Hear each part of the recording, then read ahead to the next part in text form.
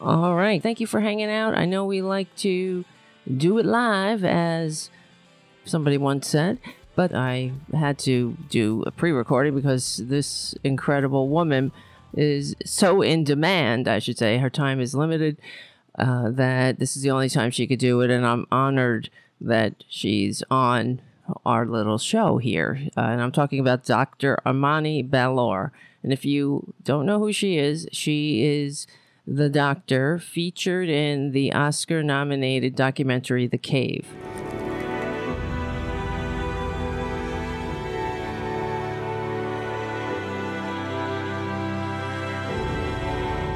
اصلا المراه ما لازم تشتغل نهائيا، المراه لازم تقعد في البيت. هلا انا لقينا انه اذا انتخبنا الدكتوره اماني اداره المشفى بتمشي منيح، عندي خيارك خطا، انا ما بشوفه هذا الموقف.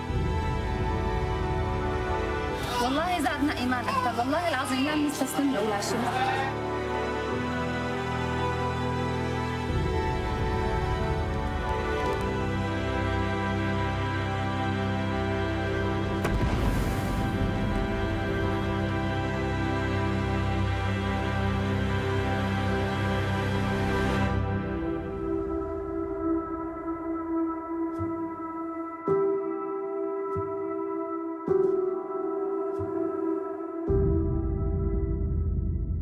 I just want to say thank you for taking the time and coming on the show. I am an admirer and fan. I saw The Cave back when it came out, and it's incredibly touching. Can you just give us a background of your story? Yeah, thank you so much. I started from a conservative community. As a kid, as a young girl, I had a dream to be an engineer, and then I couldn't because of, our community. My father said, it's not for girls. There's a lot to talk about, what they allow the girls to do and what they don't. So it's a lot, to say here. And then I was good at school, and I got a high remark to be a doctor. When I started studying medicine, I liked this, and I wanted to be a pediatrician. I was at the 5th class of the medical school when the Syrian Revolution started. I don't like to say a conflict or civil war. It was like just a protest. People asked human rights, asked for democracy. I was very happy to see this. I know, and also there's a lot to say about my country. There's no democracy, no human rights. No one can say a word. So we were happy with this, but very quickly the Syrian regime started to shoot the people, and then use all types of weapons, to bomb, to use the war planes, and Iran and Russia joined this regime to helping them to kill the people and destroy the Syrian cities. I just found myself in of all this, and I graduated from the medical school to 2012. And I just decided to stay in my city. It's in countryside of Damascus, and help the people, the wounded, the children, and how it starts. Yeah. You should have that right to pick your government. What's the state of the Syrian civil war now? Are you still in touch with people there?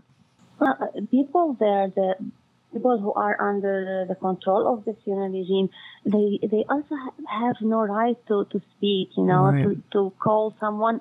If I call someone of them, they will, say, So even some of my family are there. It's hard to talk with them, but we try always just to make sure that they are okay. But the situation, it's not good under the dictatorship. That the economy is always deteriorating, and the prices of everything is very expensive. So it's hard to get their essential. It's not a good life. But, the Syrian president is still, after killing all of these people, of destroying Syria, he's still as a president. He doesn't want to leave. Right. And he won't until God knows when. So it's really that your book couldn't come at a better time to remind people that we have a lot of work to do on this planet. One of the things that really touched me in general about because you're saying how how as a female your options were limited, and you went to become a doctor anyway, in spite of what your father was telling you. But then your father becomes one of your biggest fans, which I found very beautiful when he said that my daughter people will forget the war, but they will never forget you. And I, couldn't help but, just brought a tear to my eye. Yeah, sadly, I lost my father last year. Oh, no, and I'm sorry. That was after for 5 years. I couldn't see him after I forced to leave Syria in 2018. And that was the last time I saw him. And I have, always dreamed to see him again, tell him about my life, I got married after this, I have kids. I wish that I can, show my kids. He was very happy when I called him and told him that I have my first son. And then I was pregnant in twins, and I told him. So he always dreamed to see my family and my kids, but, that the life doesn't go as we wish. So he passed away last year. I'm so sorry to hear that. But I know I'm sure he was so proud of you. You are an incredible person, and he's 100% correct that history will not forget the work you do. What struck me is how living in the cave, let's say, and working and living in this unnatural environment became almost normal.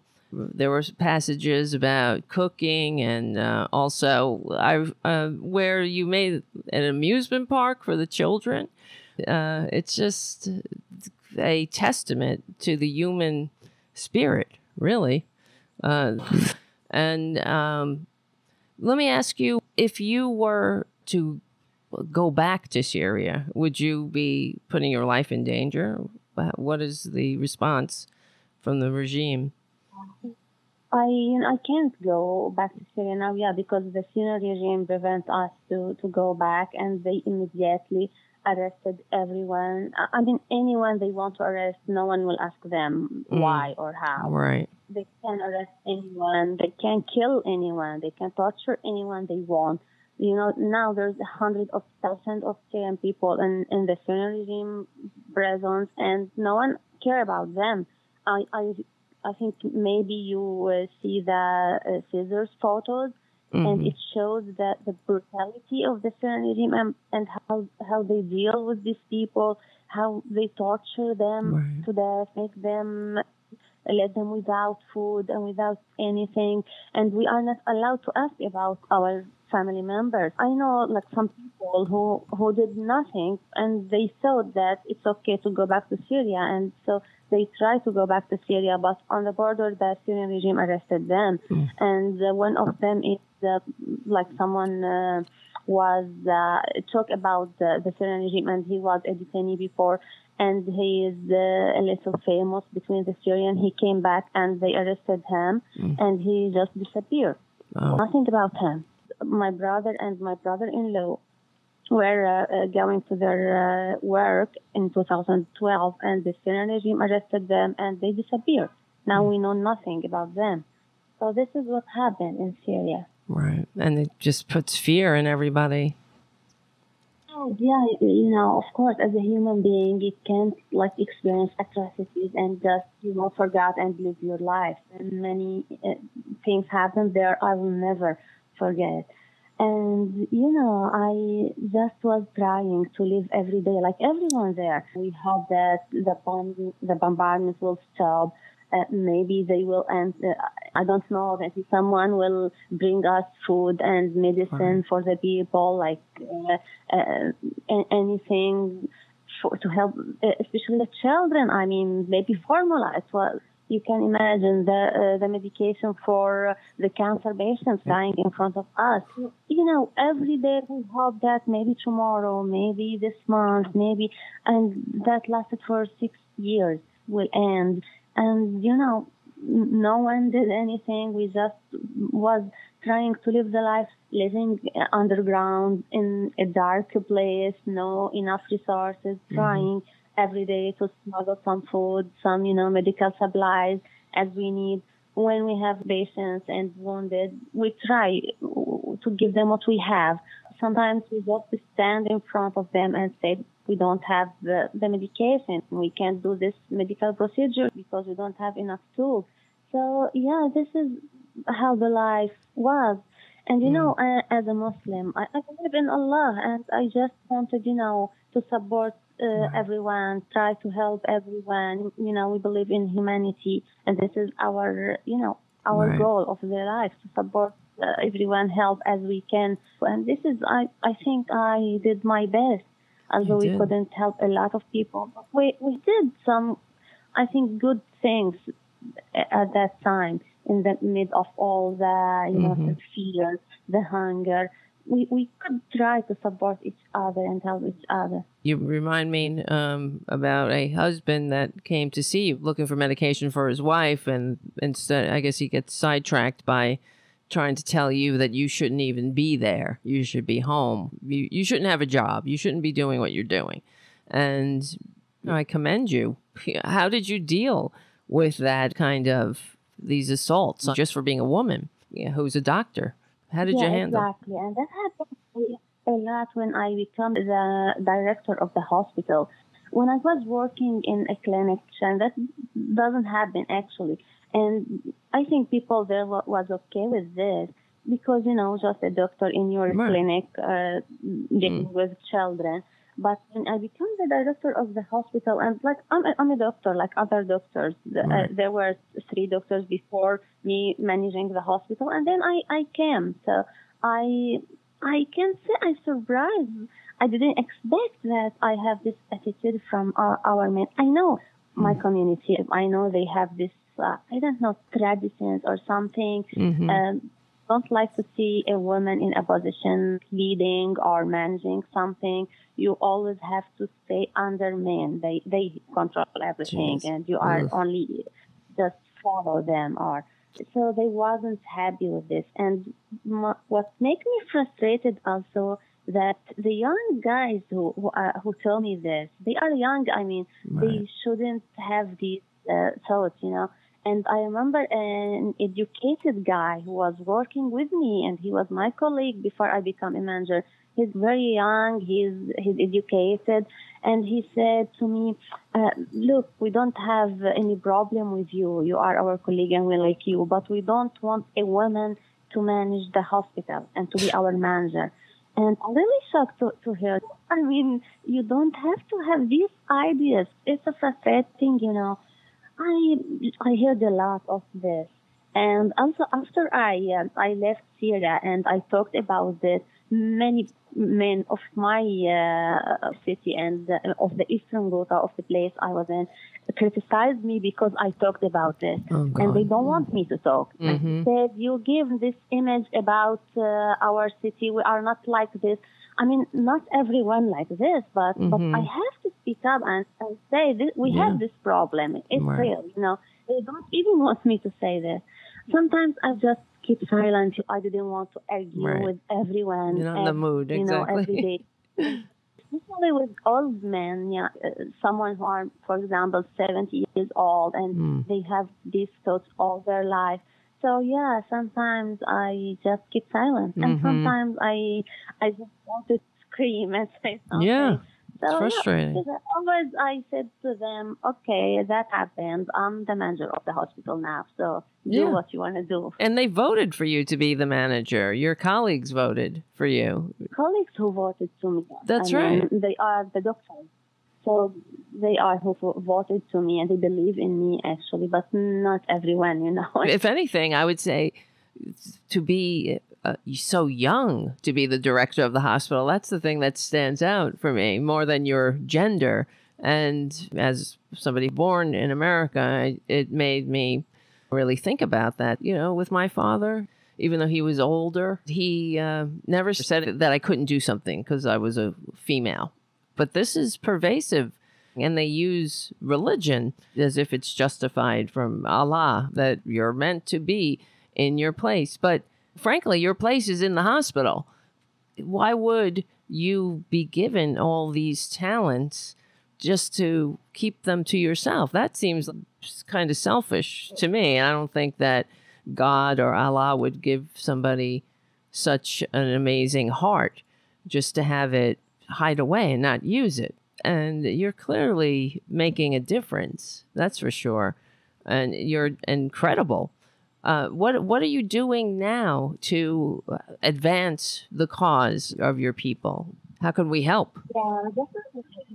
Can I say that? I mean, in my religion, don't prevent women to be imams. It's okay. So they use the religion. Yes, as you they say, misuse it, exactly. Misunderstand. And now, I joined the organization, the Syrian American Medical Society Foundation. And they are doing a medical project and medical education in Syria and neighboring countries. And they are supported hospitals, medical centers, cancer centers, mental health centers, especially in northwest Syria. Also, they have projects in northeast, in the refugee camps in Turkey, in Lebanon, in Jordan. They make medical missions every year or every few months. Also, send doctors from America to Syria or to Lebanon, Jordan, and they do like surgeries. And Sam's doing a very, great job. Sam was supporting the Kiev hospital, partly with MSF, was supporting me when I was in Eastern Ghouta. So I like them, they understand exactly what happened on the ground, and they support the medical staff. They send what we need. So I was happy to join them here in the U.S. I'm working there with them as advocacy officer here, doing what I can to do to support everyone. Now also some support now in Greece, in Ukraine, in Morocco when the earthquake happened. So it's just, it's amazing work. So I'm happy that I joined them. Yes. And you have to use your skills. It would be against your nature not to use your healing heart to help other people.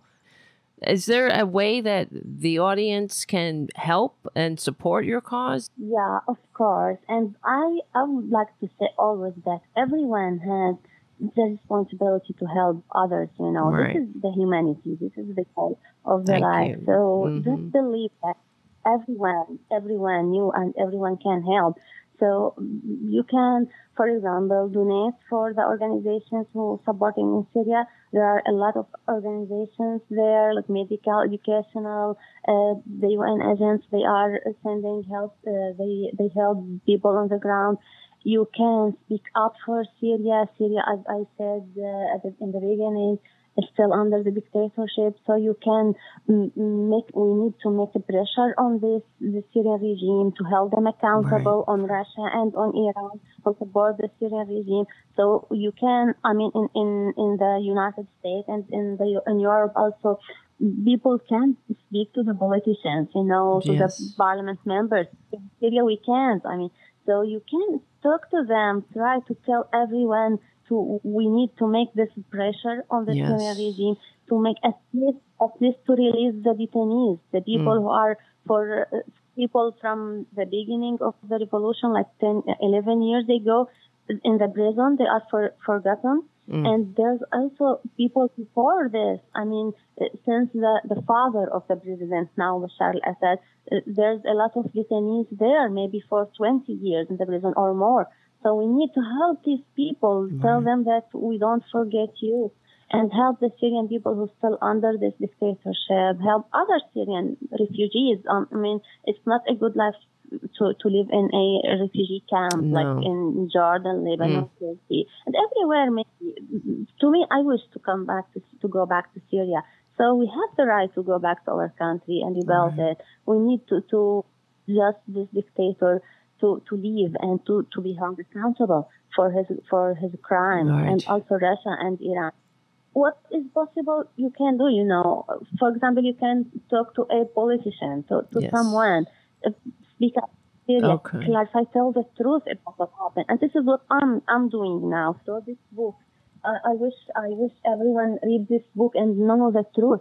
because there's, the propaganda of the oppressor and the Syrian regime always just, to read the book, to know the truth and tell everyone about it. Yeah, the book is incredible. Well, it's not a scene. It's what really happened. It's shocking to know that someone who claims to lead the Syrian people is gassing them with chemical weapons. And it's absolutely horrific. These weapons were banned 100 years ago. The horror of seeing children and trying to help children who've been gassed by chemical weapons is it's unbelievable. So we do have a responsibility to speak up, especially if we're lucky. We're not living in a war-torn area. And what happened to the cave? What happened to the hospital? It's still there? Yeah, we forced to leave it. We were working in the basement after expanding it. So after we left, the Syrian regime closed the hospital and the medical staff. We were nearly 100 people. Most of them left when I left. I mean, we left together, and some who decided to stay, like, for example, some doctors, 2 of my colleagues. So the Syrian regime immediately arrested them. They killed one, and the other one, I heard that he was in prison. They arrested him for like more than 2 years. So I'm not sure about him now, but I hear that he's released now. I mean, he's not in the prison anymore. And they arrested also some of the medical staff. So yeah, this is what happened to people there. Yeah, I'm not sure who. The Secretary of the UN called it hell on earth. This was where you were living for many years. And there's nothing more patriotic. There's no more act of love than that. Putting your own life on the line to help people and comfort them, especially the children. That's what really struck me, is these undernourished children, some of them not eating for days. And we don't even know what the future holds for these children. So is there anything else you want to tell the audience? I mean, what are the takeaways you hope readers will gain from your story? Yeah, thank you for mentioning the children. I would like to say these children, and many children who was born in the wars, for example, in Eastern Ghouta where I was, or other places in Syria, they know only about, the war, the hunger, the bombing, the suffering. They know only fear. They have no hope. Many of these children are living now in the camps. And I think the life in the camps. It's, in Assad, it's very hot in summer, and winter, the rain and the snow cover it. They have nothing to heat with very limited resources.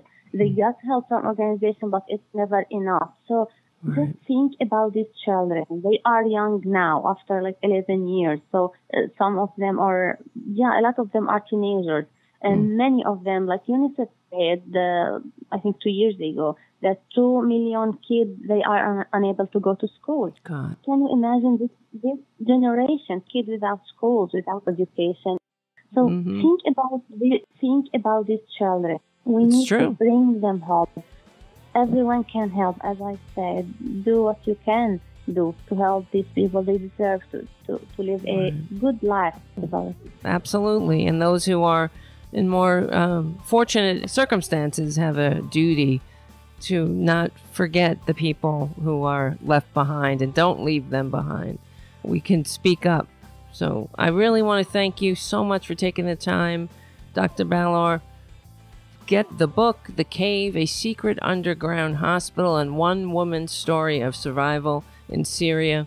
I want to thank you. Let me know if you need anything. I'd like to help. Thank you for taking the time. Thank you for having me. Thank you for your amazing, amazing heart